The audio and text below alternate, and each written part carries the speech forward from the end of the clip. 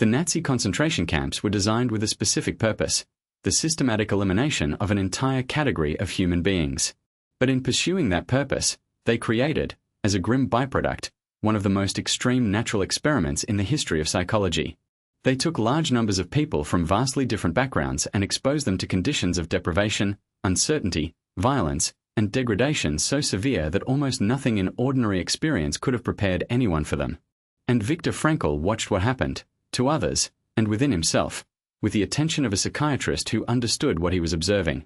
What he found complicated any simple story about resilience. He found that the capacity to endure was not distributed according to the physical variables that intuition might suggest. The young did not uniformly outlast the old. The physically strong did not consistently outlast the physically weaker. Social class, education, and previous status in the outside world had essentially no predictive value in the camps.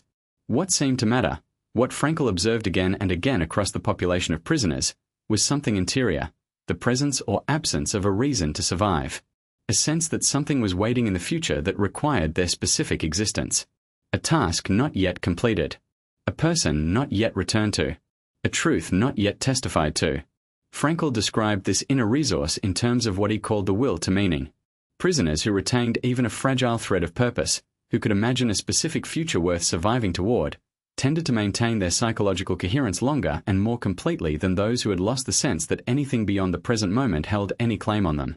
He was careful not to make this observation into a simple formula. Not every prisoner with purpose survived. Not every prisoner without it died. The camps were lethal in ways that had nothing to do with the psychology of the individual. But across the population, he observed, the correlation between inner meaning and outer endurance was real and consistent enough to be significant. Frankl also saw the inverse, and this part of his account is less often quoted because it is more uncomfortable. He observed that the same conditions which drew out extraordinary moral courage in some prisoners produced extraordinary moral degradation in others. Some of the cruelest guards, Frankl noted, were former prisoners given positions of authority over other prisoners.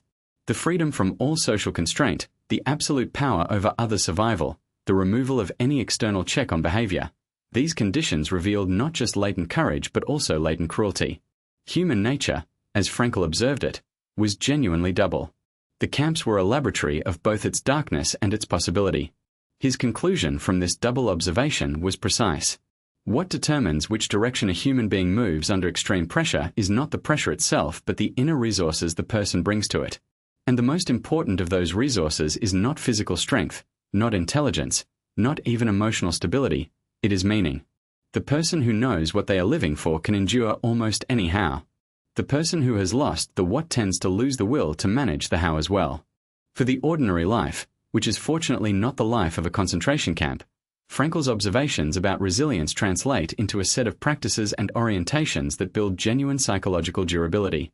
The first is the cultivation of meaningful engagement, having at least one relationship, task, or commitment that genuinely matters to you, to which you feel genuinely called. This is the inner resource that the camp's most resilient survivors drew on. The second is the development of what Frankl called the defiant power of the human spirit, the habit, practiced in smaller difficulties, of choosing your attitude rather than simply inheriting it from a situation. The third, and perhaps most practically important, is the honest engagement with your own mortality and limitation, not as a source of despair but as a motivator of seriousness. The people Frankl observed who remained most human in the camps were often those who had already, before the camps, developed a clear relationship with what mattered most to them. The camps revealed that relationship by stripping away everything else. In ordinary life, the same revelation is available more gently, through deliberate reflection, honest self-examination, and the willingness to ask what your specific life is for before circumstances force the question. Subscribe to The Psychology of Viktor Frankl to explore more of his timeless ideas.